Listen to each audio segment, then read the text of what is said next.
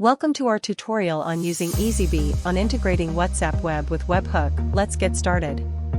After logging into WhatsApp Web and installing Eazybe, simply click on the integrations icon.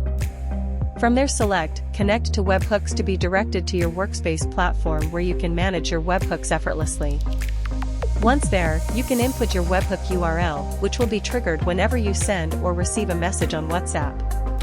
Optionally, you can also add an authentication token for added security. With everything set up, just hit the turn on button and you're good to go.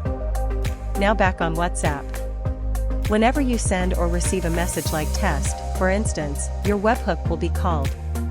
You can easily monitor this in your webhook logs, which will show the outgoing direction when you send a message and the incoming direction when you receive one. I hope you found this tutorial informative and helpful. Thank you for watching and have a fantastic day ahead. Bye for now.